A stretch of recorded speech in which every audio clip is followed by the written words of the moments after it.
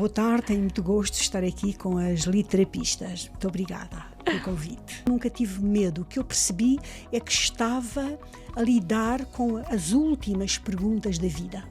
As mais radicais, as mais fundamentais. É um livro muito corajoso também, porque não apenas por essas circunstâncias pessoais de que você fala, mas especialmente, a meu ver, pelos enfrentamentos filosóficos e psicológicos que estão aqui. Como escritora foi um achado grande. Foi como se tivesse encontrado a porta final para aquilo que eu há muito tempo procurava. Para mim, durante a leitura, cada verso dele podia ser o canto de uma epopeia. Há uma atitude heroica nela, que é a atitude de combater obstáculos. Inclusive, ela combate o obstáculo, digamos, da maternidade não perfilhada. Há livros em que parece que o personagem fica connosco, passa a fazer parte da nossa vida, não é? E passa a fazer parte eu acho que a Dona Alberti ficou a ser uma quarta literapista. Ela atribui misericórdia a si própria e diz: pois o meu corpo quer viver. Se o meu corpo quer viver, eu quero continuar. E, a partir daí, ela começa de novo a interessar-se por tudo.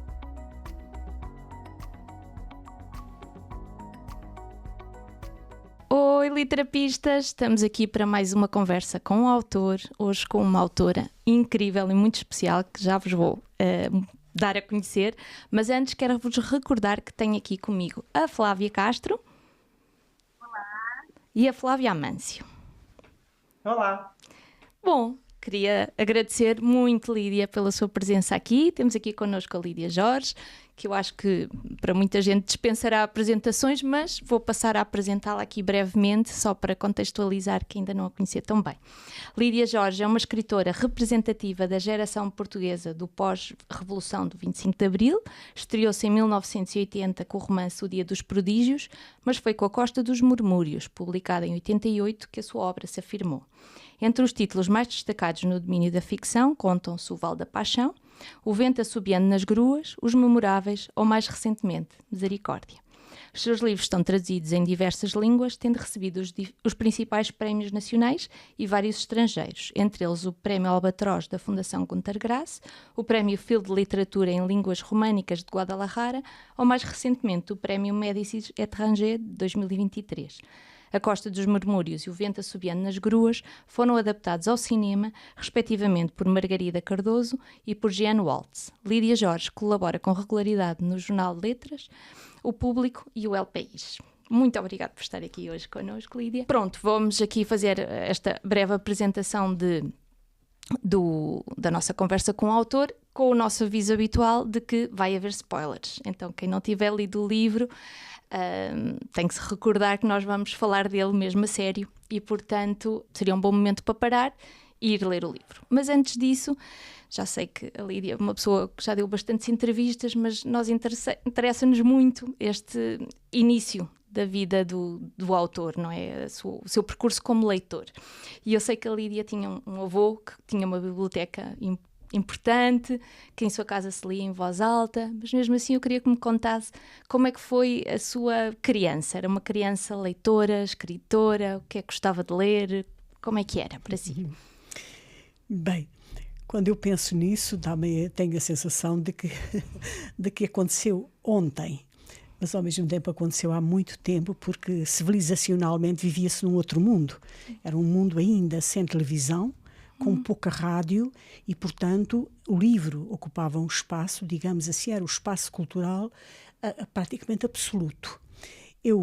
Era uma criança filha única, a viver numa casa no meio do campo, praticamente sem vizinhos e sem crianças.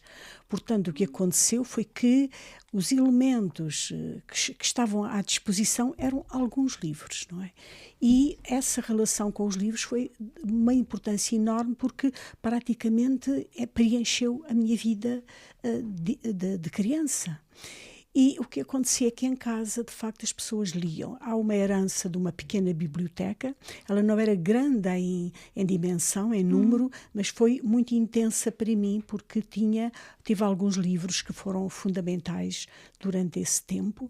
Livros que eu não me apercebia bem do seu significado, mas tive a ideia de que estava ali qualquer coisa de misterioso e de grandioso que me transportava para além das fronteiras daquele pequeno círculo que era o mundo rural. E, portanto, a leitura em voz alta que a minha família fazia, as mulheres em casa faziam, durante os serões, a certa altura, quando eu ainda era muito pequena, tinha 7, 8 anos, comecei a ter velocidade na leitura, comecei a ler livros para elas e não para mim. Portanto, a minha mãe comprava-me livros para a infância, portanto, os livros das histórias infantis normais, dos irmãos Grimm, enfim, tudo isso, mas, na verdade, de noite eu tinha acesso a um outro mundo, e era o mundo dos adultos.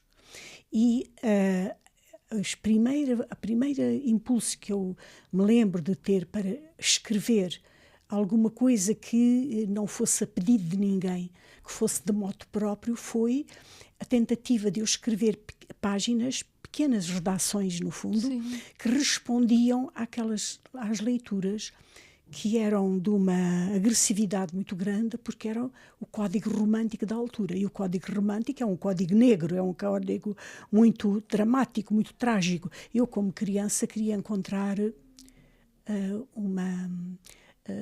uma harmonia ontológica, queria perceber, julgar, queria acreditar que havia justiça, que não se morria com a morte e coisas no género. E, portanto, os primeiros textos que eu comecei a escrever foram exatamente de resposta a esses livros, os livros românticos que a minha família lia à noite. Que bonito, que bonito.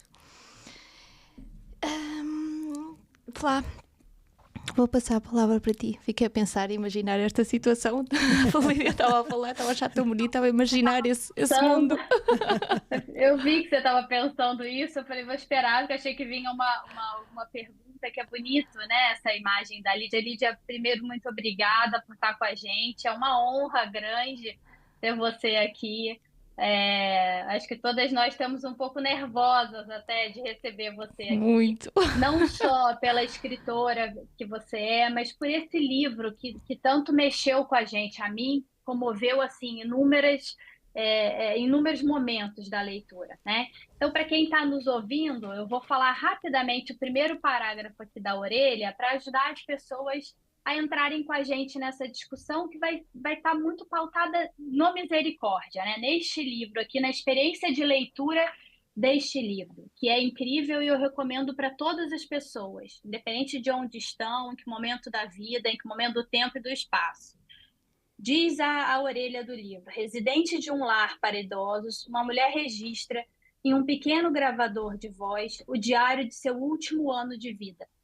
Sua filha, autora deste romance, transcreve essa memória, atribuindo-lhe força literária na forma de um condensado de incrível vitalidade, ironia, revolta e fé na vida.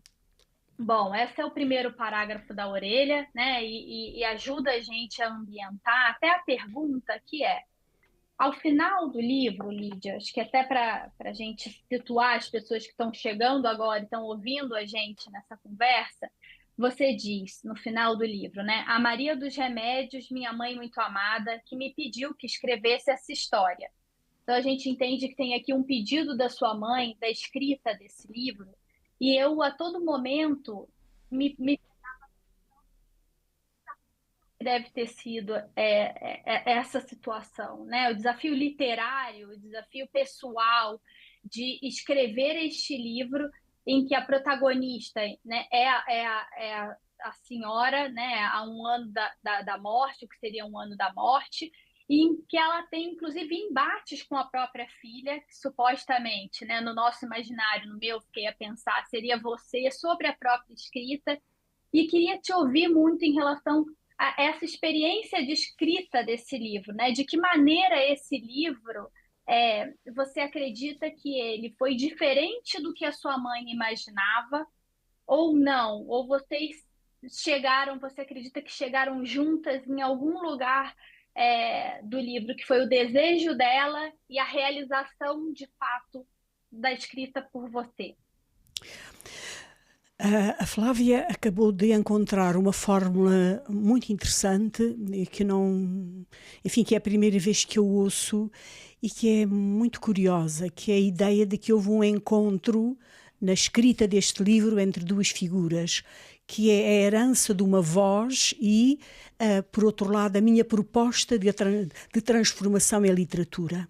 E isso é verdade, é verdade, eu agradeço muito essa perspectiva, porque ela, de facto, sintetiza aquilo que aconteceu.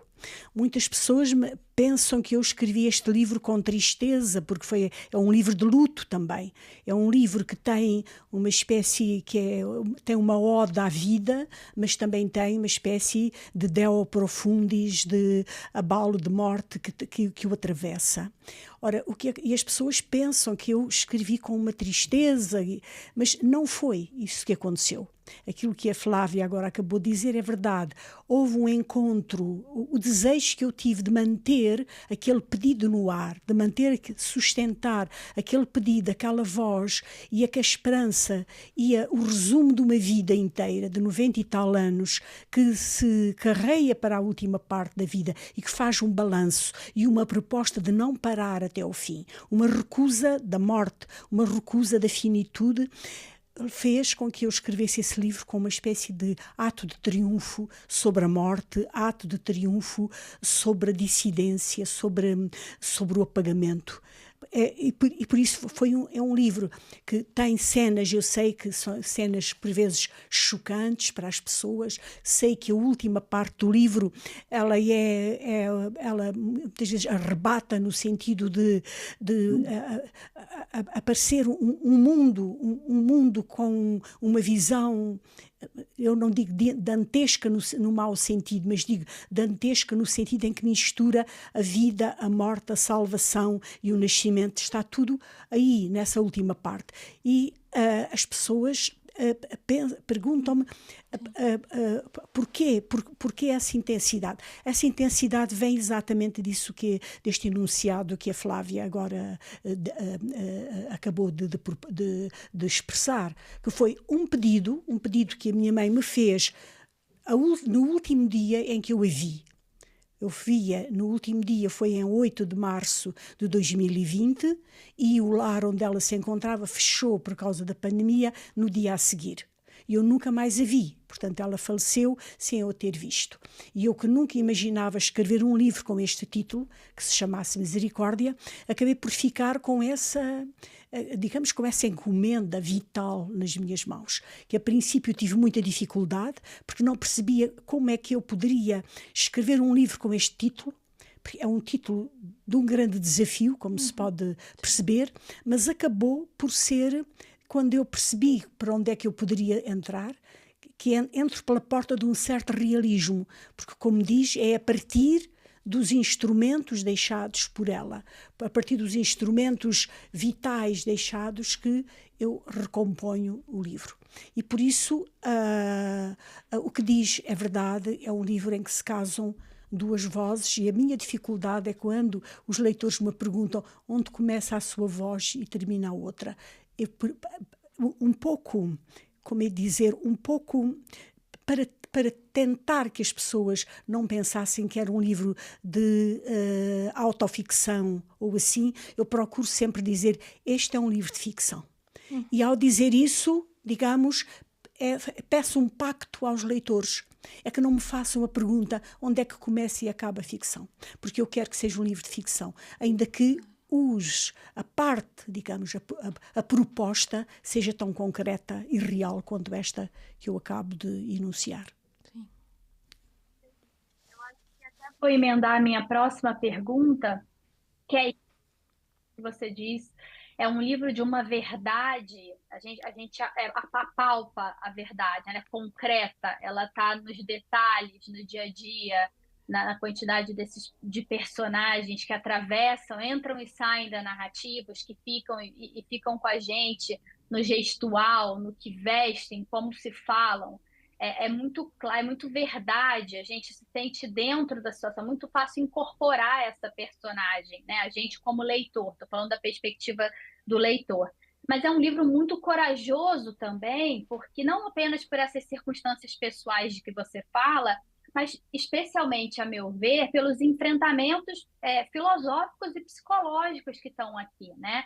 É muito desafiador. Eu acho que eu cheguei a comentar com as meninas durante a minha leitura, me lembrei muito da Sherazade, das Mil e Uma Noites, né? No diálogo dela com a figura, com essa personagem que é a noite, né? Então, também me lembrei da Esfinge, né? Da mitologia, aquele decifra-me, eu te devoro, alguma coisa que está nesse registro mitológico mesmo, ao mesmo tempo é tão real e tão concreto.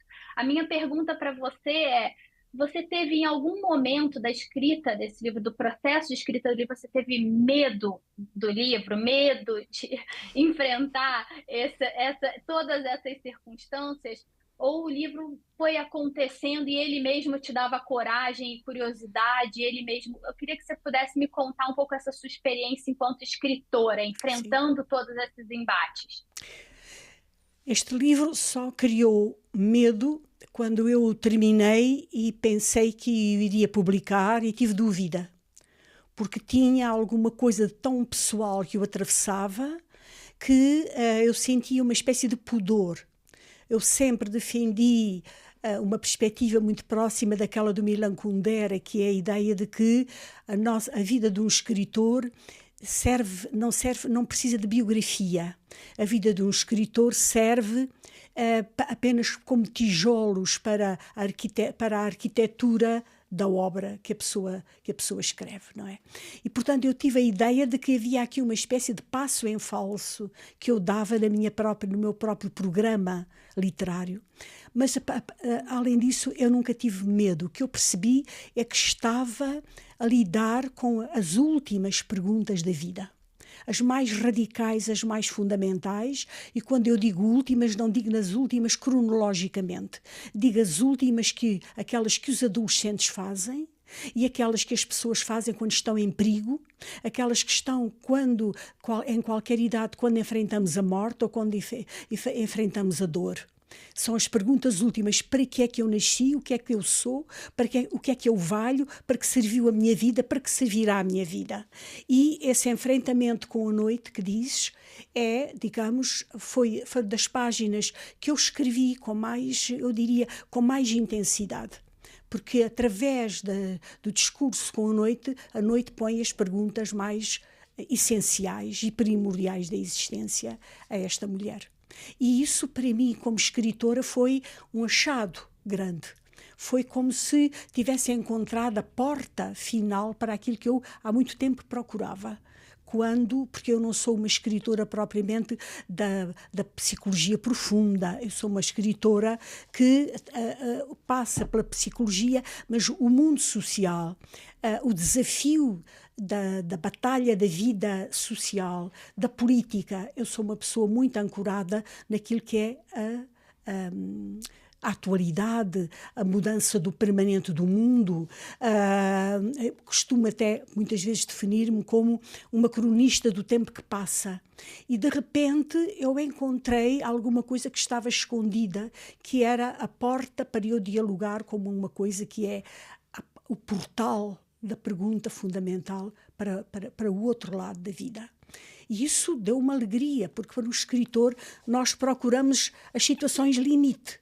Nós gostamos de atravessar as situações limite. E, portanto, o medo nunca me... Não, é por isso mesmo eu digo, houve mesmo momentos de alegria ao escrever, como se eu fosse ajudada, digamos, como se esta mensagem que me tinha sido dada me ajudasse a encontrar uma expressão que eu não tinha encontrado até aqui. Que bonito. E é muito curioso. Né, Raquel? Acho que tem uma coisa do prazer, que eu acho que era outra parte da pergunta. O medo e o prazer de estar... uma espécie de umbral, né? De atravessar esse umbral vestida pelo livro. Eu fiquei com essa sensação. A gente, como leitor, atravessa junto. É uma noção da experiência da adolescência. Eu acho que existe muito no escritor a perspectiva do adolescente, a perspectiva do jovem. Nós sabemos que a matéria fundamental ela é da infância, mas a atitude da escrita ela é do adolescente. Aquele que pensa que está fazendo experiências que não morre, que está criando coisas, digamos, que a sua aventura é uma aventura sem fim. E é isso que o escritor faz, não é? E por isso há uma alegria intensa na escrita. Essa alegria que faz o achado de uma página, não é? O achado de um processo. E, portanto, foi só para complementar o que a Flávia estava a dizer. E é muito interessante, não é? Porque, pronto, eu até comentei várias vezes com as Flávias que, para mim, este livro, sendo que nós lemos muito, não é? E conversamos muito sobre literatura, mas este livro tocou-nos muito, cada uma de nós pelas suas razões. Mas eu tive uma experiência que eu acho que tem muito a ver com isto que está a trazer de um desafio também à morte, não é? De alguma maneira, porque eu senti-me o tempo todo em presença da minha avó. Ou seja, como se de alguma outra maneira, a minha avó morreu há 20 anos, mas eu sentia a Dona Alberti, era a mesma voz. É uma coisa, foi muito marcante para mim. Porque, claro, quando a minha avó morreu, eu era adolescente, né? Estava também com essas perguntas, não é? E ela morreu num lar e ela era algarvia. Então tem uma coisa de Dona Alberti muito engraçada, que tem umas frases que eu às vezes tinha que pousar ao livro, porque era com frases como: foste tu buscar tal coisa? Assim foi ela. Ficava tomada, ou seja, eu senti muito este livro também como um retrato dessas mulheres que eu nunca tinha visto retratadas tão bem. Ou seja, eu senti que de repente elas tinham-se elevado um bocadinho do mundo do esquecimento e estavam outra vez aqui connosco a dialogar. Então, enfim, isto tudo para dizer que na minha experiência houve uma coisa que de facto ela venceu a morte, porque trouxe-me uma pessoa dos mortos para conversar um bocadinho. E foi de facto como sentir que houve um tempo ali que eu pude olhar de uma outra maneira, não é? Houve aquele tempo da minha avó, da vida da minha avó, das experiências dela, olhei-as de outra maneira, foi interessante. Mas tudo isto para chegar a uma pergunta que é esta da oralidade. Ou seja, eu senti realmente, eu até apontei algumas, aprecio muito a bondade de Dona Joaninha, e assim falámos durante mais de 1 hora. Para bem e para mal não tem o meu gênio. Ou seja, eram frases muito da minha avó, não é?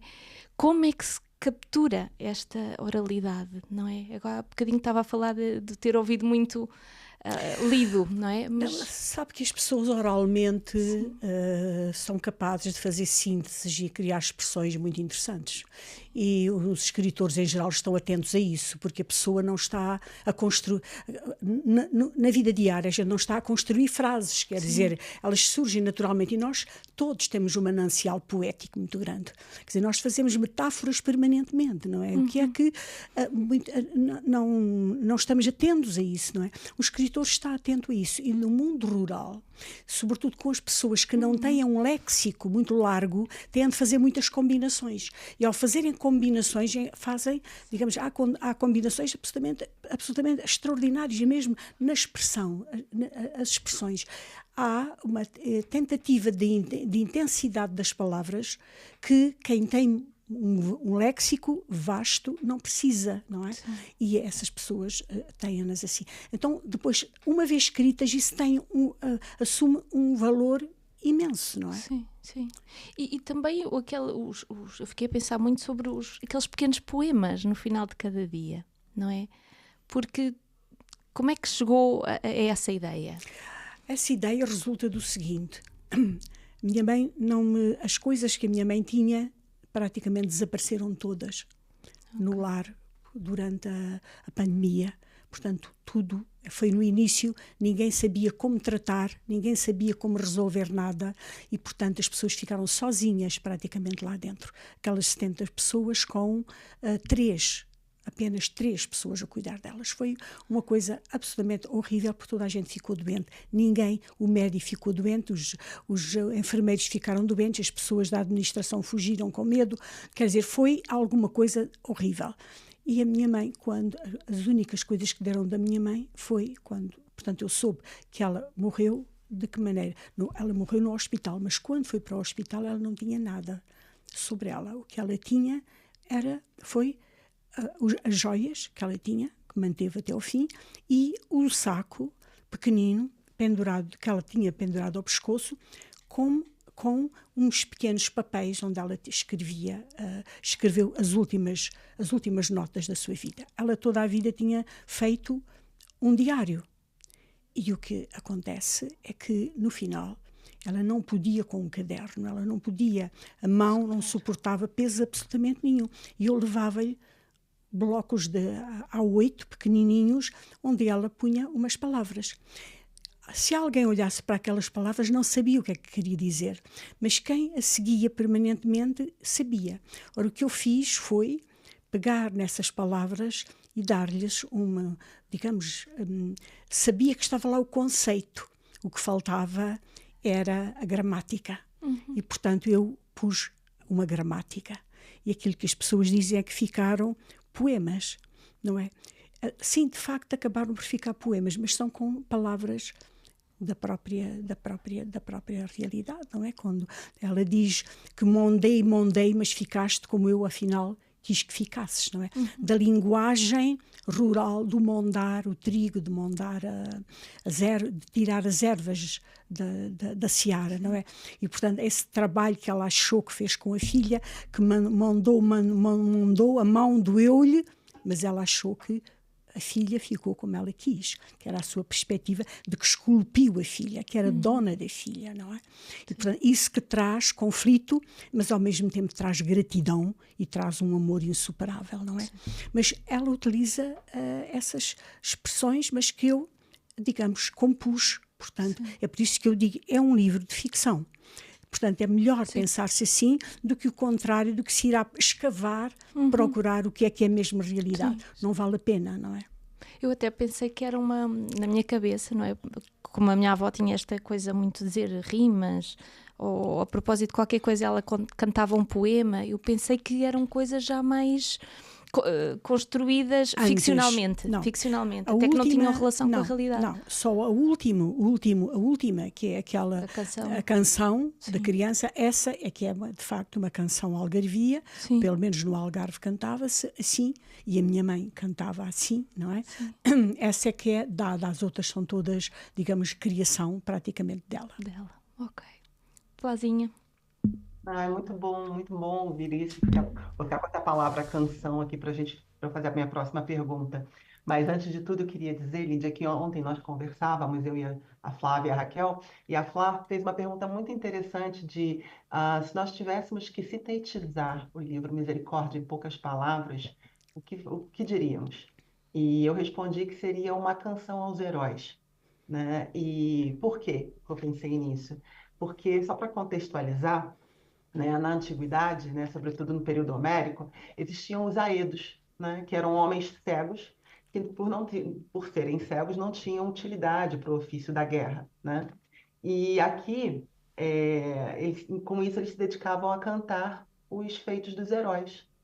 E aqui no seu livro, Misericórdia, vemos a Dona Alberta, cujo corpo também não tem ofício para coisa alguma, mas nós ouvimos o canto dela, nós ouvimos a história dela, através dela nós ouvimos a história não só dos residentes, mas dos funcionários do lar e também a história da própria Dona Alberta, né? Então, nesse sentido, são todos heróis.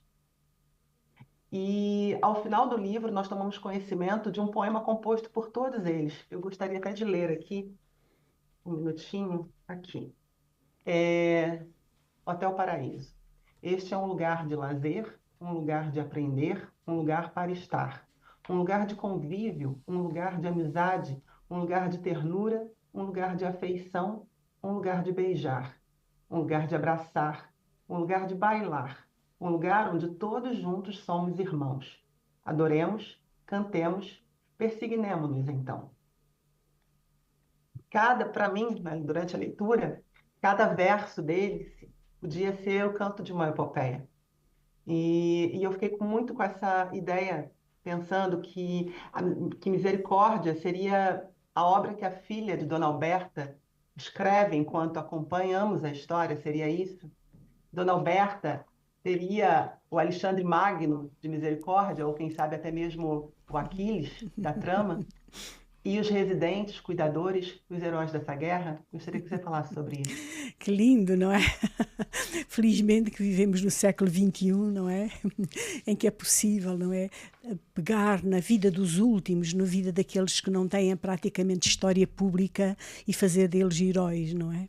E é bom, isso foi de facto uma aquisição que o século XIX fez, de pegar no homem comum, no homem que não tem história, que não tem sequer nome, não é? Que não tinha sequer nome, que não tinha registro, não tinha nada, e o século XIX foi capaz de os transformar, e essa é a história do romance, não é? Que é a captura no bom sentido, não é? Das almas simples, do povo mais simples, e transformar neles em alguém que merece ser cantado, não é? Aliás, toda a história dos direitos humanos que começam no século XVIII, é isso mesmo, que foram ajudados precisamente por toda essa filosofia da valorização individual de cada ser, cada homem um voto, cada homem valer tanto, não é? Cada homem, o século XIX acabou por fazer cada homem um rei, não é? Cada homem é um rei, cada homem é um rei do seu reino, não é? Isto foi alguma coisa, um triunfo humanista absolutamente extraordinário, não é? Ora, o que a Flávia está a dizer é de facto muito bonito, mesmo muito bonito, porque quando eu escrevi este livro sobre a Dona Alberti, eu também tive a ideia de que não era só a ela que eu estava não era só a voz dela. Para além de ser a voz daqueles 70, uma homenagem àqueles 70, e a homenagem não só a eles, que são os marginais da idade, também os marginais económicos, que são os tratadores. Portanto, são marginais junto de marginais. Eu pensei também que era alguma coisa que se relaciona com sobretudo as mulheres do século XX, que partindo de uma instrução mínima, levaram os filhos a terem uma instrução, digamos, não digo máxima, mas uma instrução grandiosa. E ela, no fundo, tem essa atitude, digamos, que eu agradeço a Flávia dizer isso, há uma atitude heroica nela, que é a atitude de combater obstáculos. Inclusive, ela combate o obstáculo, digamos, da maternidade não perfilhada. Não é? Ela acaba por fazer alguma coisa que é, eu vou ter um filho, ela não sabia que era minha filha, mas eu vou ter um filho sozinha, mas vou fazê-lo. E que é uma forma feminista de ser num determinado tempo, não é? Que é, o homem não me trata bem, mas eu assumo aquilo que é a minha vocação de prolongar a vida humana sozinha. E essa coragem, digamos, que ela tem, é uma coragem que ela percebe a partir de certa altura, que Lili Mund, rapariga jovem brasileira, repete. E ela própria pergunta, mas como é que é possível isto? Se agora as mulheres são independentes, se agora as mulheres são autónomas, se as mulheres não precisam do marido para sobreviver, por que é que elas continuam a ter este instinto? E ela pergunta isso, não é? Pergunta e diz, mas não será que isto está errado? Portanto, ela própria pergunta, reconhecendo que existe na mulher uma vocação de maternidade e de cuidado que não reconhece ao homem, não é? E, portanto, ela, ao fazer isso, ela própria chama para si um papel, digamos, que pode parecer para um feminismo banal, retrógrado, mas não é um feminismo retrógrado. É um feminismo de empoderamento da sua própria natureza e do seu próprio corpo, não é? Portanto, o que a Flávia me diz, e o facto de ter, captado o poema inicial, que é um poema coletivo, de facto, que não rima, só a última parte é que rima, não é? Mas que não rima. Eu agradeço, enfim, o cuidado da leitura. Muito obrigada mesmo. Uma das coisas que nós sentimos muito ainda em relação a isso, não é? Que nós ficamos toda a cena em que ela diz à filha sobre o que deve escrever, não é? Porque há muito este desejo dela em relação à filha, que a filha seja forte, não é? Parece que é a única, ou pelo menos nós sentimos que é a missão maior dela, é ser forte, avança, não te distraias, não percas o teu foco, enfim, mas ao mesmo tempo é como se houvesse no livro, não é? Estes duas visões da literatura, não é? Que talvez seja quase como se o livro fosse uma costura, não é? Desse mundo que está a mudar entre mãe e filha. Porque ela, de facto, quer ouvir as histórias dos heróis, não é? É quase como uma literatura também muito do masculino, não é? E a filha diz-lhe, não, eu estou aqui a fazer amor com o universo, eu estou no mundo, eu estou nas coisas, não é? Então dá-lhe um outro lado, uma coisa muito mais, uma visão mais feminina até, não é? Mas ela só consegue compreender isso, ou para nós passa esse momento, no momento em que ela tem um desdobramento muito bonito, que é quando ela ouve a história da dona Zuzarte, que eu digo sempre mal, estou com medo de dizer mal. Zuzarte. Ou seja, quando ela ouve a própria história na boca de outra mulher, é como se nela acontecesse uma divisão, não é? E ela conseguisse ver-se de fora e pensar-se já não sozinha, já não única na sua luta, já não fechada no seu objetivo, não é? E então, nesse momento, é como se ela pudesse começar a compreender a visão da filha, não é? Que é as pequenas coisas, os pequenos heróis, estes pequenos seres, e ela vai se entregando a isso, não é? Então é quase como se, no fim das contas, nós sabemos muito pouco desta filha, não é? Esta filha ouve-a e está ali, é uma pessoa, uma personagem basicamente de cuidado e de amor, mas ensina-lhe uma coisa, ou seja, no final das contas torna-se mestre da mãe em algum lugar. Será possível pensar isso? Eu acho que sim. Acho que sim.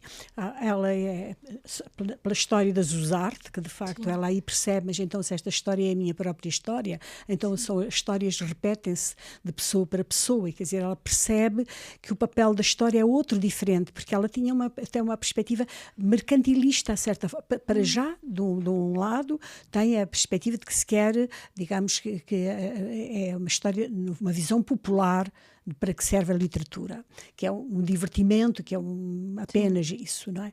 E depois tem uma visão mercantilista, quer dizer, em relação à filha, que a filha, no fundo, tenha o sucesso, aquele sucesso social, no fundo, não é? Ora bem, ela a certa altura percebe que a coisa é muito mais densa e que é diferente, não é? E ela acaba por aceitar a perspectiva da filha, sobretudo com a última narrativa que ela ouve, a narrativa do último conto que é um conto do Luís Sepúlveda, não é? Sim. Contado por aquele rapaz que vai ler, não é? E há um momento em que ela percebe e ela diz, nós afinal somos pobres, temos poucas coisas, que a minha filha é pequena, eu sou pequena, tudo é pequeno. E ela acaba por perceber que há essa outra dimensão, que a filha está numa outra dimensão. E, a certa altura, ela, há mesmo um capítulo, penso que é o 52, em que a filha vai visitar e há uma espécie de pietà invertida, que é a filha tem a mãe no colo, no fundo. É ela que sustenta a mãe no colo, não é? E nessa, ela pergunta à filha, pois afinal, como é que é? A natureza volta sempre. E nós, como é que podemos prolongar a nossa vida? E as duas chegam à mesma conclusão. Quer dizer, ela própria chega à mesma conclusão, que é quando a nossa vida multiplica-se de outra forma. Quanto mais histórias eu tiver da vida das outras pessoas, mais eu prolongo a minha existência. É uma existência que não é na riqueza do tempo, é na riqueza da intensidade. E por isso mesmo, na última parte, quer dizer, há uma passagem em que, quando a filha vai ver da janela, ela diz, não voltes cá mais, não voltes cá mais. E a última frase, não é? Diz, não voltes cá mais, que eu vou trabalhar. E ela diz, eu vou trabalhar, porque ela diz, ela sabe que vai morrer, não é? Portanto diz, eu vou trabalhar. E ao dizer isso, ela está precisamente a dizer o que há bocadinho a Raquel estava a dizer, que é, empurra a filha para o trabalho, para a realização. Ela pensa que não está realizada, está, mas pensa que não está, e vê na filha esse espelho de realização, não é? Sim.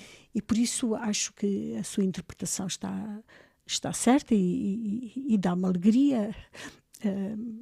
É muito reconfortante quando a pessoa escreve e depois sente que o leitor perpassa pelos mesmos caminhos que nós escrevemos, não é? Eu tenho muitas vezes pensado na frase da Júlia Kristeva, que diz que nós, em face de um livro, não é a nossa parte racional que se encontra uns com os outros, o que nos encontramos é os nossos subconscientes. Nós fazemos uma espécie de grandes clãs globais à volta dos livros, tocando-nos inconscientemente. Portanto, somos irmãos sem saber inconscientemente uns dos outros, porque passamos, não é? Passamos através dos livros a uma parte de nós que está escondida, que em geral não se consegue verbalizar, mas que sentimos alegrias, não é? Sentimos alegrias, sentimos os mesmos caminhos, as mesmas perplexidades e percebemos que não estamos sozinhos. Estamos com todos os leitores que passam por aí, não é? Para um escritor a Raquel, a Flávia está experimentando isso, que é o trabalho na mesa que se faz, que em princípio é para nós próprias, não é? E depois perceber que o leitor passa pelo mesmo caminho, não é? Nós é num período prolongado que o fazemos sobre a secretária, não é? E retiramos e apagamos e voltamos atrás à procura de uma harmonia que está ali, que a gente sabe que existe, mas só tem um vislumbre. Mas procuramos, não é? Ora bem, o que acontece é que o que é bom é quando se percebe que o leitor depois passa, de forma síntese e abreviada, mas passa pelo mesmo processo e é tocado por ele, não é? Portanto, é bom, não é? É bom que... Sinto-me feliz sempre e eu agradeço sempre que quando as pessoas, ainda ontem estive numa sessão muito prolongada e no final houve pessoas que me disseram: eu ouvia agora e quero lhe dizer que nunca li um livro seu. Eu disse: não faz mal, não tem importância. Na verdade, o que acontece é que eu acho que qualquer escritor agradece quando, no meio de milhões de livros, as pessoas dispõem a escolher o nosso livro, para darem um bocado da vida atenção ao nosso livro, não é? E, portanto, eu sinto-me agradecida e, mais do que isso, fico comovida quando percebo que há leitores que vão ao encontro de pequenas coisas, que vão ao encontro, que sentem aquilo, que até me lembro, eu não me lembrava da questão da senhora Zuzarte, mas é verdade. Sim. Aquilo que disse que é verdade. E, portanto, é bom. Nós ficámos muito, muito emocionadas com... Claramente a Júlia, eu gosto muito da Júlia Kristeva também, e acho que ela tem muita razão aí, né? Eu acho que no fundo a gente vai sentindo aqui que não são todos os livros, às vezes gostamos de diferentes maneiras, mas há livros em que parece que o personagem fica connosco, passa a fazer parte da nossa vida, não é? E passa a fazer parte eu acho que a Dona Alberti ficou a ser uma quarta litrapistas aqui connosco, a aparecer de vez em quando, a acompanhar-nos, porque de facto tocou-nos enormemente, não é? Flás, querem fazer mais alguma pergunta para também não retermos aqui muito... Ou sou eu? Não, agora é a Flávia. É a Flávia. A Flávia que gosta dos aiados. Acho que não, acho que é outra Flávia. Ou és tu? Não, é a Flávia. Sim. É a Flávia. É esta Flávia. Amâncio. Então vamos lá. Bom, Dona Alberta tem um fascínio pelo Atlas, né? Vimos isso logo nas primeiras páginas. E descobrimos que ela recebeu de presente do pai da filha, que vagava pelo mundo. No mundo que Dona Alberta só podia imaginar, né? Mas através do Atlas, Dona Alberta conhecia os países, as capitais de cor, né? E também conhecia as plantas e as estações do ano, além da noite e seus desafios. Ela imaginava tudo isso. Então, podemos dizer aqui que foi esse conhecimento, atrelado à prodigiosa imaginação que ela que ela tinha, nós vimos isso ao longo da narrativa, que fez com que Dona Alberta aceitasse e abraçasse todas as diferenças que aparecem na trama, a pluralidade de nacionalidades, idiomas dos cuidadores, o analfabetismo de uma amiga e a opção de gênero de um cuidador, essa tolerância e essa amabilidade com que ela tratava a todos, vem desse conhecimento. Ela foi, inclusive, rígida, bastante rígida com seu Tavares, né? Pela postura dele, e nós podemos imaginar que foi a falta de conhecimento, a falta de entendimento dele que a fez ficar tão brava. Eu acho que uma coisa não é consequência de outra, elas surgiram em simultâneo dentro de uma personalidade, não é? Nós nunca vamos saber onde começa aquilo que tem... de onde vem a nossa empatia, até que ponto ela é fruto de uma coisa biológica e é fruto de um temperamento, portanto, um temperamento que nos é dado, o corpo que nos traz de determinada forma, e depois a outra parte que é o estímulo da vida, o estímulo da educação, o estímulo do ambiente, tudo isso. Portanto, a gente não sabe de onde é que vem, mas o interesse que ela tem pelas plantas, digamos, é como o interesse que ela tem pelo Atlas, é como o interesse que ela tem pelas pessoas, isto é, ela é uma pessoa com curiosidade no mundo. Até ao final ela tem curiosidade. Ela tem curiosidade inclusive pela alteração das pessoas, como é o caso da Alta. A Alta, que tinha sido tão ruim para todos, não é? E que acabou, no final, ela começa a perceber que é a pessoa que mais acarinha os mortos, que é aquela e os moribundos. E ela pergunta, quer dizer, há uma amiga dela que diz, mas nunca se sabe quando a pessoa é tocada pela misericórdia, não é? Portanto, há toda uma perspectiva, digamos, de surpresa na perspectiva da Dona Alberti. Mais do que isso, ela que a certa altura quis morrer, quando percebeu que tinham-lhe despojado de tudo, inclusive da pequenina carta de amor que ela tomava como uma carta de amor e que já não a tinha, e que a própria roupa dela estava vestida noutras pessoas, que é o cúmulo da despersonalização, não é?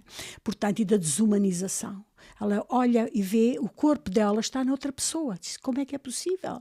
E vai e vê, mas isto é a minha roupa. E joga-se contra o seu corpo, mas depois percebe, não, o meu corpo é este e aquele é o corpo da outra pessoa. Portanto, ela, nesse momento, ela pensa, eu não estou mais a fazer nada nesta vida. Portanto, eu não sou mais eu e quero morrer. Depois, descobre uma outra coisa, que é o momento da misericórdia. O capítulo que se chama Misericórdia é esse mesmo. Quando ela diz, mas eu afinal estou a lutar contra mim, estou a procurar que a minha alma vença, o meu espírito vença o meu corpo, mas o meu corpo existe e ele não quer morrer cheirando o odor, o perfume do café com leite. Portanto, ela tem misericórdia de si própria, não é? Ela atribui misericórdia a si própria e diz, pois o meu corpo quer viver. Se o meu corpo quer viver, eu quero continuar.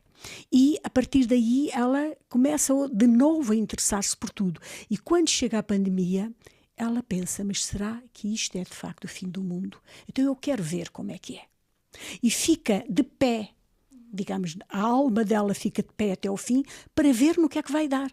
Eu quero ver no que é que vai dar. Afinal, isto é verdade? O mundo vai acabar assim? E o que é que é? Que doença é esta? Que pessoas são estas, estes astronautas que vêm aqui fazer a investigação ao nosso nariz, à nossa boca, para ver se temos o vírus ou não? O que é isto que está a passar? Ela fica de pé. A alma dela fica de pé até ao final para querer compreender a mudança, à procura de uma nesga para passar para o outro mundo de lá e ver se há alguma coisa lhe esclarece o que é a natureza da vida, a natureza do mundo, não é? Portanto, a resposta que eu tenho para a Flávia é que não é porque ela sabia o nome de todas as plantas do seu jardim, não é porque ela queria conhecer os nomes de todos os países que ela era compreensiva com as pessoas. Uma coisa e outra se fazem parte da mesma alma curiosa e sensorial, sensitiva, que se abre ao mundo, que não está fechada, que está sujeita e que está aberta para fazer toda a experiência da vida por inteiro. E aproveitando esse gancho, não é? Uma das coisas que nós achamos mais interessantes, não é? É que o livro explora muito esta ideia da velhice, quase como ou seja, os velhos são vistos em muitos sentidos e talvez até seja uma maneira das pessoas cuidarem deles sem se sentirem tão tocados, mas de qualquer das maneiras é uma maneira triste, não é? Que é quase como se fossem ou crianças ou completamente assujeitados, não é? Ou seja, crianças no sentido do miminho, do fala e o pequenino, um bocadinho, o cafezinho e tal, ou como pessoas que não têm direito ao seu próprio casaco, não é? Ou que não têm direito ao seu segredo. Ao seu segredo, sim.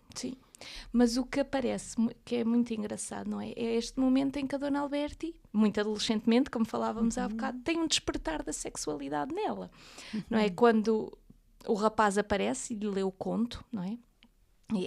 Nós achamos profundamente sensual essa parte, não é? Em que ela olha para o rapaz tão feio e quer lhe ler uma coisa e de repente ela vê uma beleza, vê uma exuberância, vê uma coisa nele fascinante que a toca, não é? Também a coisa do bilhete contra o peito dela, não é? Como essa promessa, quando ela começa a dar-se conta das histórias da Dona Joaninha, a olhá-la também pelos olhos dos outros, não é?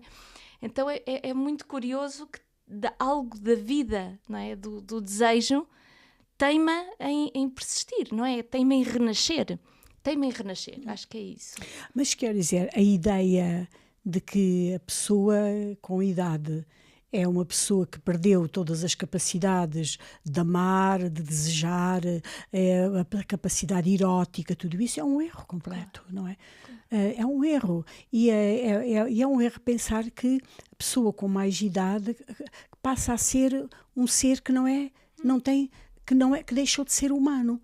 Quer dizer, a humanidade é mesmo assim. E a velhice, na minha perspectiva, tem todos os ingredientes que tem qualquer pessoa. Acho que uma forma correta de pensarmos é, assim como nós olhamos para a criança e a gente pensa, eu fui isto, e daqui tudo vai ser uma pessoa, portanto, inteira.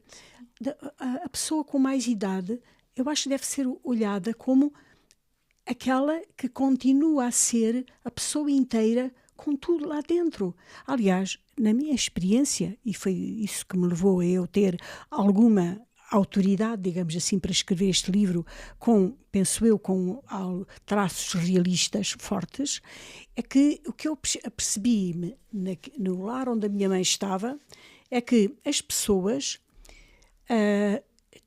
em vez de haver um empobrecimento da sensibilidade, era ao contrário. Havia um acréscimo de sensibilidade. As pessoas ficam mais frágeis porque estão mais sensíveis a tudo. Um abraço que é dado a uma pessoa que não é dado a ela, a pessoa sente. É um registro muito mais delicado do que quando a pessoa tem 20, 30 ou 50 anos. O registro torna-se muito mais delicado, porque a pessoa sabe que tem pouco tempo na vida. Quer captar tudo, quer pegar em todos os sinais, estão a dizer-lhe, tu vales isto. Tu valeste e tu vales isto. Tu serves ainda para isto. Tu és capaz disto. É uma prova permanente de existência e, portanto, em vez de ser uma diminuição da existência, é uma intensificação da existência. Nota-se isso pela comida. Quer dizer, o desejo de experimentar comida, o desejo a forma como se repudia determinada comida, não é por uma espécie de não gosto pela comida, é a seleção. Há uma espécie de hiperseleção. As pessoas estão ali, não estão embaciadas, podem estar, acho que estão, infelizmente, não é? Porque há de tudo. Mas a maior parte não é assim. A maior parte, na minha perspectiva, são pessoas que estão carentes de atenção, de valorização, de experiência, de utilidade. E aquilo que eu acho que há um aspecto muito negativo, que é a ideia de que se deve sobretudo fazer jogos com as pessoas. Elas deviam produzir coisas.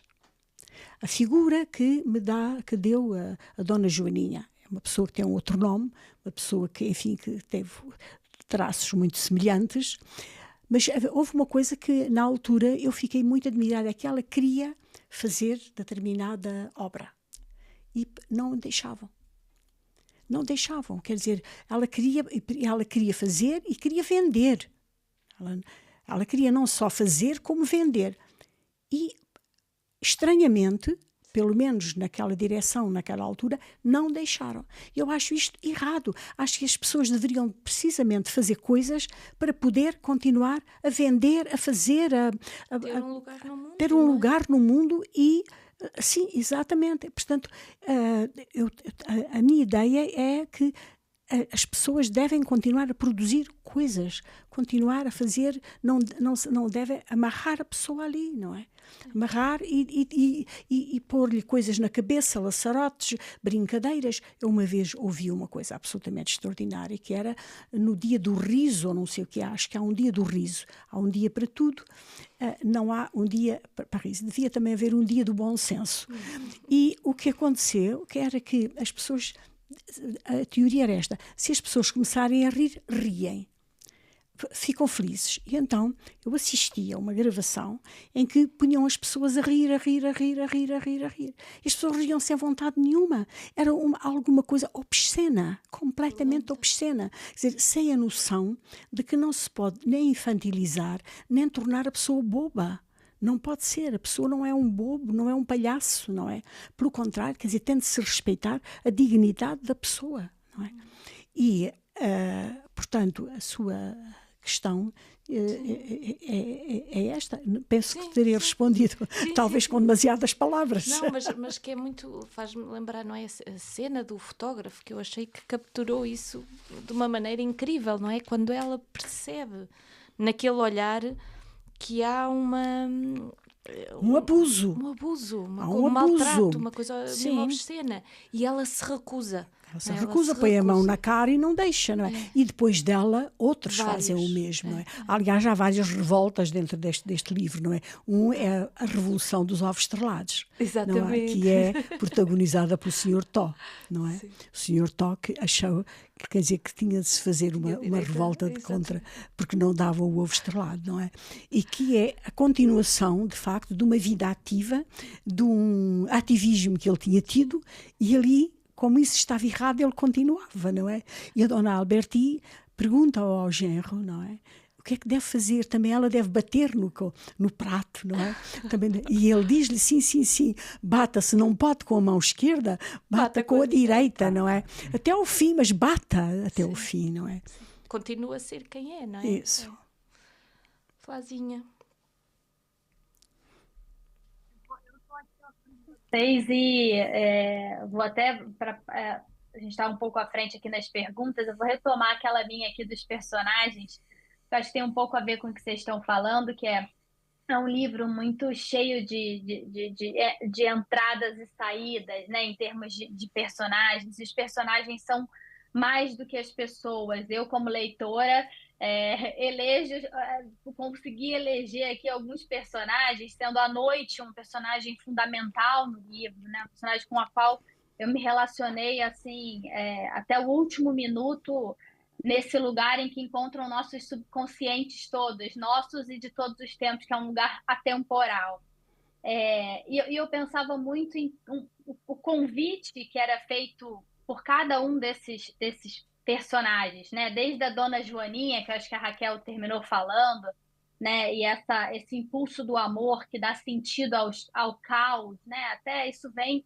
É por isso que eu falei no início da mitologia, né? Eu acho que tem uma coisa ali, o caos, que é cada momento da nossa vida, às vezes cada dia da vida, ou cada fase da vida, cada um tem uma experiência do que é viver. E esse impulso do amor resgatando a gente e impulsionando para frente, enfim, isso vem lá de trás.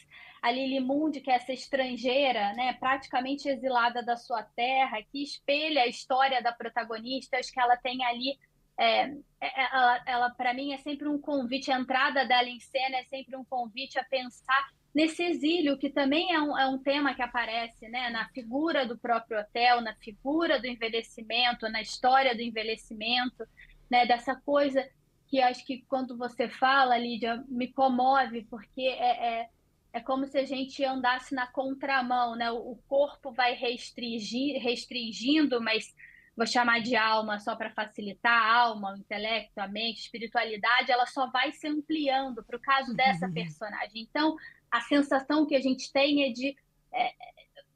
é de abafamento, é de sufocamento, é como se você resiste até o final com este corpo e essas possibilidades, mas tendo que lidar a cada momento com o caos que se dá pela desarmonia entre eles. Um se expande, o outro contrai, um limita, o outro liberta. Amplia. Então, acho que é a coisa do ser humano, né? É mais difícil essa situação toda, a própria noite, né? Que muitas vezes é ali a morte ela mesma, né? Com quem a protagonista se relaciona.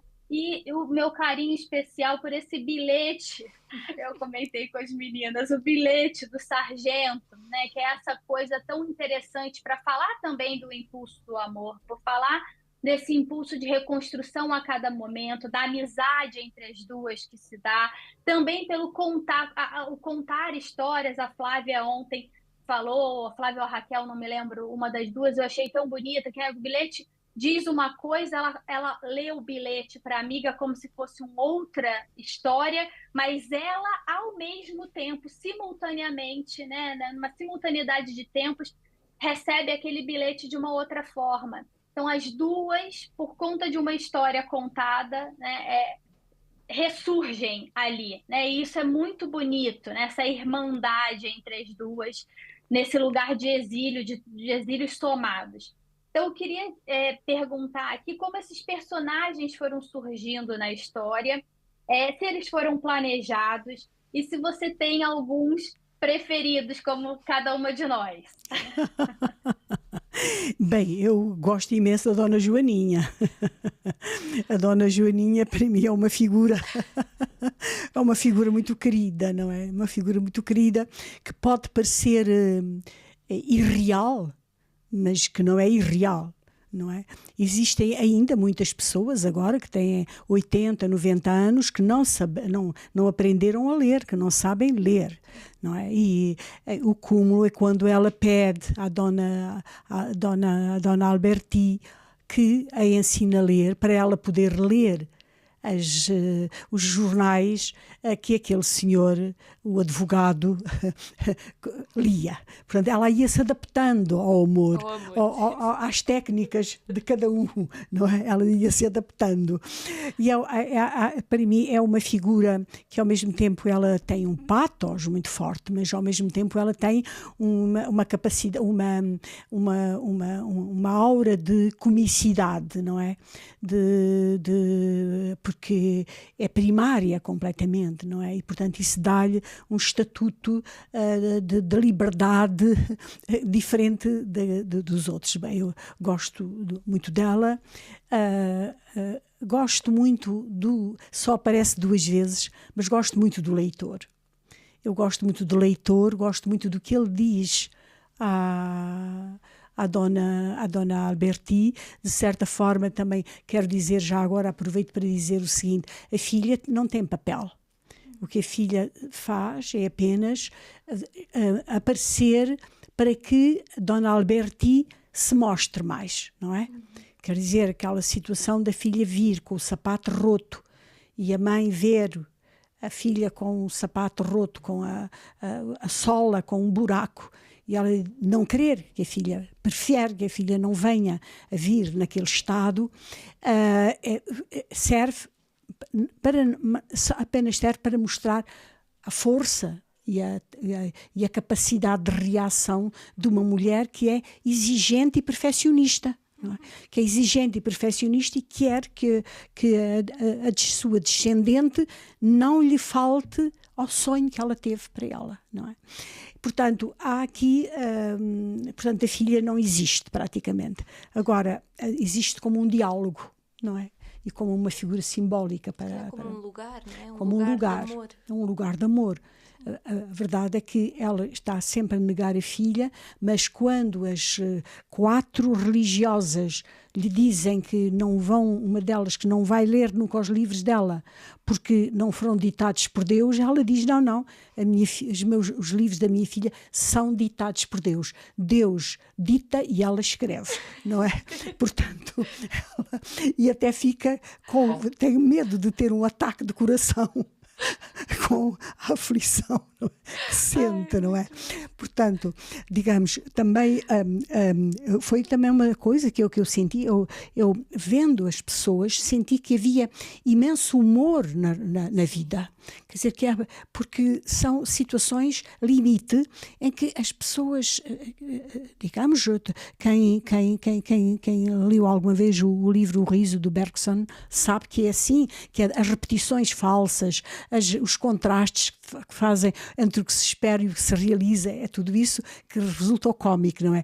Então, pessoas que, como diz a Flávia, ao mesmo tempo que o corpo diminui e fecha, a mente abre e quer cada vez mais e expande, digamos, cria situações de desarmonia que acabam por ser cómicas, acabam por criar situações histriónicas e inusitadas, não é? E então a Dona Joaninha, ela permite tudo isso. É uma figura que eu estimo imenso, imenso, e devo dizer que foi das que eu mais cuidei, percebe? Porque há uma progressão nela, não é? Os homens acabam por ter medo dela, porque eles morrem, não é? Ela, não sabemos o que é que ela lhe faz, que os homens vão morrendo e eles começam a ter medo dela, não é? Porque é a senhora mais fácil de todas, mas é aquela, digamos, já esse contrato, é uma espécie de contrato de Dom Juan, que vai morrer, não é? E, portanto, eles têm um bocado de medo. Portanto, isso também para dizer que parece-me que o livro, eu não o pensei de propósito assim, mas agora que os leitores me dizem, de facto há um balançar entre a parte que é trágica e dramática no livro e a outra parte que é ligeira, que é cómica, que é esperançosa, não é? E há esse balanço. E depois também devo dizer que gosto imenso do Sr. Tó. Gosto muito do Sr. Tó, o Sr. Tó que se namora da Dona Joaninha quando ela resolve fazer uma coisa que no campo se fazia muito antigamente, que era o sinal de desprezo, era levantar as saias e mostrar o traseiro, não é?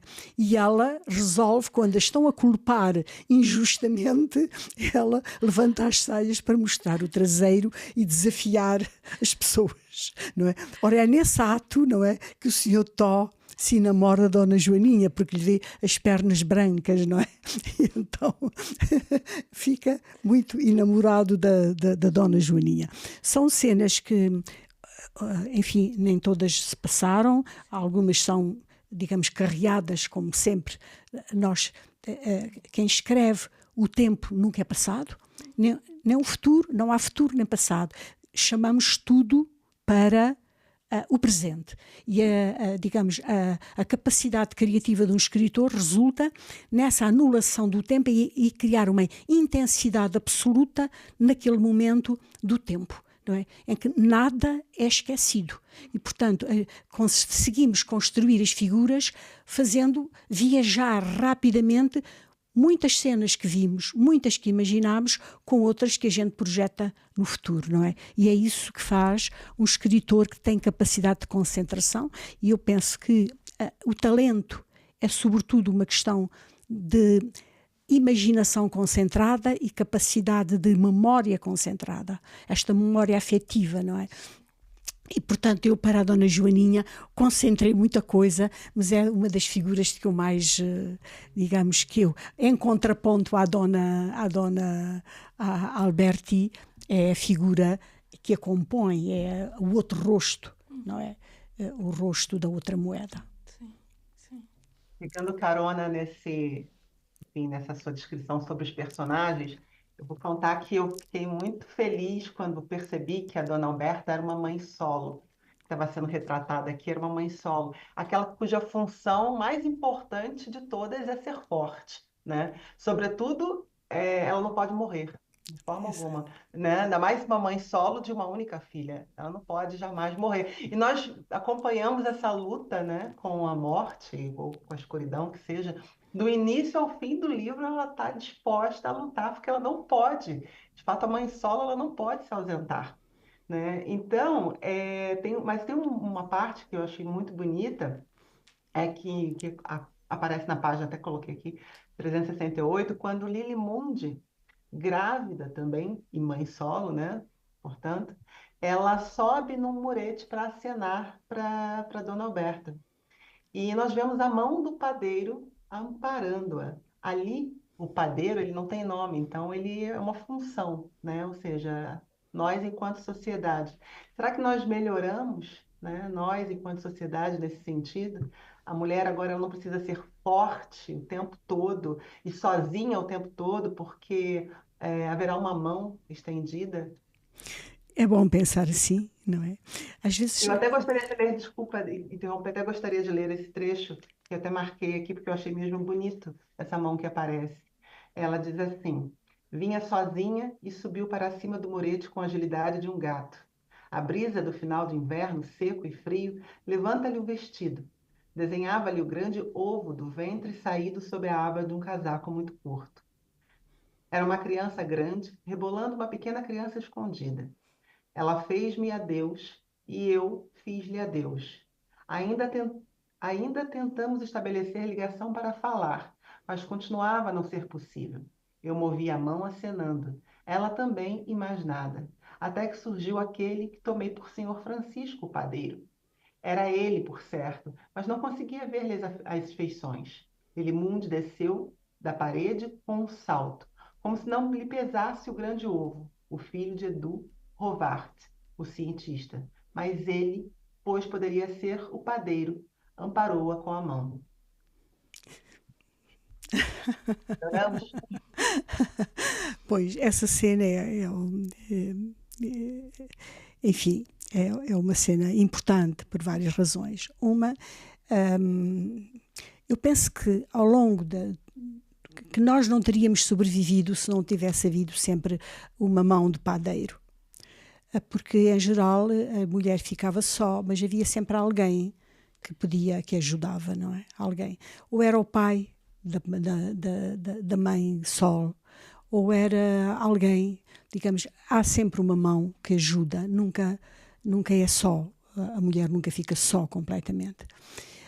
E hoje, civilizacionalmente, nós sabemos que, inclusive, as instituições promovem e a lei também promove. Digamos, já todo hoje um reconhecimento no ar de que é necessária a mão do pai. Digamos, as leis dos países, enfim, que nós entendemos que levam os direitos humanos mais adiante, os países desenvolveram ao longo do século, sobretudo da última parte do século XX, leis protetoras em que dão o estatuto do pai, dão-lhe um papel importante, e o estatuto do homem junto do pai, junto da criança. E isso mesmo que a sociedade não caminhe toda em simultâneo para o mesmo sentido, o facto de haver lei, a lei acaba por criar uma moral, que pode ser negada, mas cria uma moral. E, portanto, do ponto de vista civilizacional, sim, acho que sim. Do ponto de vista aí que acho que é, para mim, eterno que haja um homem mais velho que goste que ampare a mulher que tem grávida de outro. Aliás, a nossa civilização, a nossa cultura judaica, cristã, é baseada nisso. Baseado no nascimento, são estereótipos que a gente tem na cabeça, mas que de facto correspondem a coisas reais. Quer dizer, a ideia do pequeno Jesus que nasce sem pai, porque no fundo sem pai carnal, não é? Portanto, segundo a mitologia cristã, mas há um homem mais velho que de facto ajuda. E isso, não vou agora aqui falar nem vamos falar de todas as implicações que isso tem, mas é alguma coisa que existe na nossa cabeça e que tem a ver com uma realidade, que é um homem mais velho que se enamora, digamos assim, dessa imagem da maternidade, que já não tem o impulso brutal do sexo e que, portanto, olha para a mulher numa outra perspectiva, numa perspectiva mais, digamos, simbólica, mais doce, mais humana, do que propriamente como o objeto de instinto. E é por isso que aparece o homem mais velho, não é? O homem mais velho que já não é impelido apenas pelo instinto sexual. Agora, o que aí nessa situação há para mim uma coisa, enfim, que não está esclarecida, mas que se pode, que para mim, quando escrevi, era muito importante, que é essa ideia do redondo da barriga da mãe, não é? E que é o mundo futuro, não é? Que é o globo, não é? Começa com o Atlas e essa é uma das cenas finais, o mundo reproduz-se, não é? A vida reproduz-se, a vida estava dentro da Lilimunde, que é no fundo a própria história da Dona Alberti, que diz a vida vai prolongar-se assim, e que é um sinal de esperança. Também lhe quero agradecer, não é? Por ter escolhido essa passagem, que muitas vezes eu refiro quando não a referem, e quando se fala do Atlas, e eu a refiro, e aqui a Flávia lembrou-se dessa cena, que de forma que tem, para mim pessoalmente, uma força que transcende aquilo que está escrito. Quer dizer, que tem a ver com uma observação ao longo da vida, que aí eu condensei em pouca coisa, mas que pessoalmente me diz imenso. Meninas, eu acho que vamos aproveitar para não... Como as próximas perguntas falava um pouquinho da questão do exílio, mas nós já fomos falando. Então vamos avançar para as proustianas, para liberarmos a Lídia também. São umas perguntas muito, muito rápidas, que é com que nós costumamos fechar, não é? Com estas perguntas, 3 perguntinhas proustianas, para conhecer melhor o nosso autor e relaxarmos um bocadinho depois de ter estado aqui a entrar tão profundamente no livro. Vai lá, Flá, conta tu a tua pergunta. Vamos lá, eu começo então. Vai lá. Lídia, diz pra gente quais os seus poetas favoritos. Ou o poeta favorito, ou a poeta favorita. A poeta favorita, Ana Luísa Amaral. Ana Luísa Amaral é para mim a poeta favorita, que deixou já há 3 anos, suponho eu, 3 anos, que o tempo passa rápido. Não Só é? 3? Será? Acho que sim, 3 ou 2. Não sou capaz de contar. Talvez 2. Talvez 2. E que é uma poeta imensa, gigantesca. É uma poeta imensa. Ótimo. Portuguesa?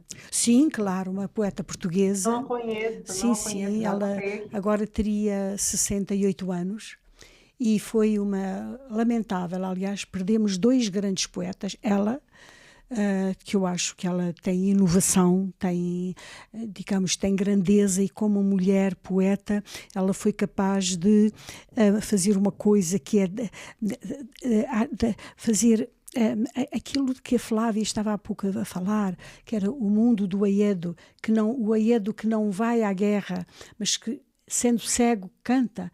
O que é que acontece é que ela entenda, a Ana Luísa entendia que o poeta tem uma linguagem heroica, e é heroica em tudo, mesmo quando ela descrevia uma taça de chá. Uma taça de chá, ela dava-lhe um halo poético, e ela dizia, este halo, é porque isto significa há uma sublevação e subvalorização, uma valorização deste elemento, que faz com que acabe por criar uma aura e um esplendor que só como matéria não tem. Sim. E com as palavras tem. E, portanto, para ela um cozinhado era matéria para a poesia, e nunca era reles, nunca era baixo, nunca era comezinha, nunca. Mas perdemos também há um ano, precisamente faz agora um ano nestes dias, perdemos um outro poeta enorme, Nuno Judice. Não sei que mal fizemos para que tínhamos merecido duas perdas extraordinárias de dois poetas portugueses tão importantes. É verdade, é verdade. Flazinha, tu? Tua heroína favorita na ficção? Como? A sua heroína? Favorita, preferida? Bem, Na ficção. Na ficção, bem. Heroína favorita na ficção. Bem, é tão difícil a gente pôr de lado a figura que toda a gente gosta, não é? Que é a Ana Karenina. Quer dizer, a Ana Karenina aparece sempre, mas eu vou dizer, uma outra figura, para mim a figura fundamental, chama-se Orlando.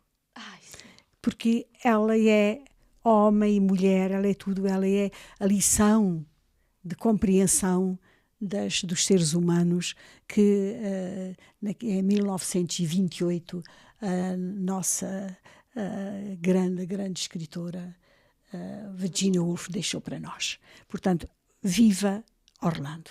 Nós amamos esse livro. Pois, As três claro, amamos. Claro. Então, por favor, juntem mais uma. As 4 amamos. Boa. E eu vou com a mais divertida, que é qual é que é a sua asneira favorita? A geneira? A asneira.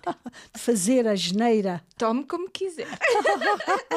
A geneira favorita é comer bolos quando não se deve, não é? Bolos, pastéis de nata, papos de anjo, barrigas de freira, tudo isso, doçaria conventual. Tudo o que é divino. Tudo o que é divino é doce, é uma coisa horrível. E, portanto, essa é a geneira. Assim, de 8 em 8 dias lá vai à geneira. Às vezes, um pouco com o período um bocadinho mais reduzido. Não é? Grande geneira. Também, no entanto, também partilhamos essa. Gosto imenso, também partilha, não é? Pois, é uma geneira universal. Mas uma das coisas que às vezes não é para comer, mas gosto imenso de me sentar num café e ver as pessoas a comerem bolos. É que é uma alegria enorme ver a satisfação. Eu acho que nós nascemos para comer bolos também. Quer dizer, o corpo nasceu para comer bolos, não é? E por isso, olha, não sei. Pronto, esta é a grande asneira. Lídia, obrigadíssima por estar aqui hoje connosco.